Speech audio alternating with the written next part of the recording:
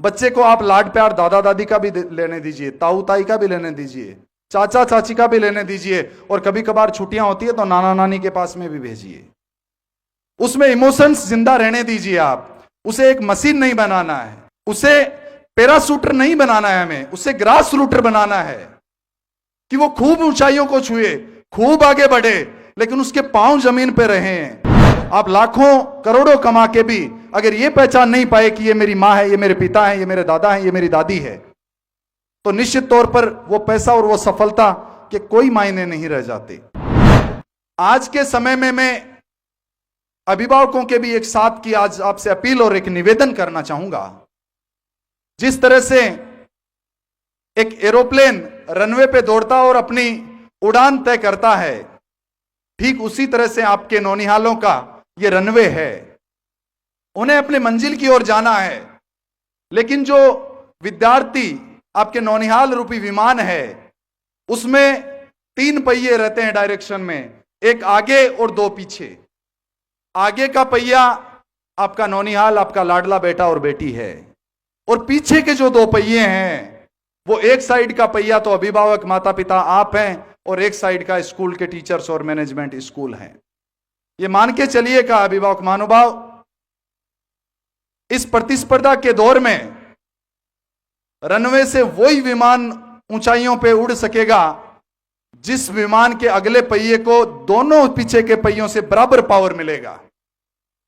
कुछ अभिभावक महानुभाव आते हैं, मैं उनका धन्यवाद ज्ञापन करना चाहता हूं कि वो हमारे पर विश्वास इतना रखते हैं। आते हैं और कहते हैं कि साहब ओ मैं तो थाने सौंप दियो, फीस भर दिया, अब थे जाने और टाबर जाना है। मैं बिल्कुल उनका हाथ जोड़ के आभार प्रकट करता हूं कि आपका यह विश्वास हमारे ऊपर है, लेकिन मैं आपसे अपील करना चाहता हूं कि आज के इस दौर में अगर अपने बच्चे को भीड़ से आगे निकालना है तो हमारे साथ आपको भी बराबर उस बच्चे के साथ मेहनत करनी होगी।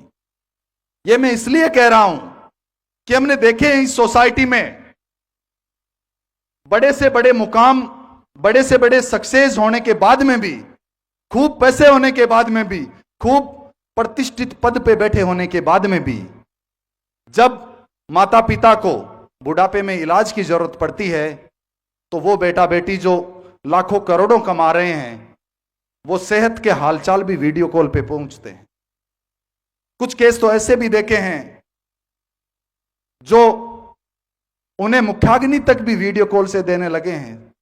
तब दिल में एक टीस सी पैदा होती है कि हम कौन सा समाज बना रहे हैं, कौन से मानव बना रहे हैं, कौन सी मशीन बना रहे हैं। मैं गार्जियन से अपील करना चाहूंगा, मैं मेरे हर मोटिवेशनल सेमिनार में बच्चों को कहता हूं कि बेटा आपके मार्क्स 95 की जगह 90 आ जाएंगे, 90 की जगह 85 आ जाएंगे। आप डॉक्टर बने, इंजीनियर बने, आईएएस बने, आईपीएस बने, आप एडवोकेट बने, बिजनेसमैन बने, शिक्षक बने, जो आपका मन करता बने, लेकिन यार सबसे पहले एक अच्छा इंसान जरूर बने। आप लाखों करोड़ों कमा के भी अगर ये पहचान नहीं पाए कि ये मेरी माँ है, ये मेरे पिता है, ये मेरे दादा है, ये मेरी दादी है, तो निश्चित तौर पर वो पैसा और वो सफलता के कोई मायने नहीं रह जाते।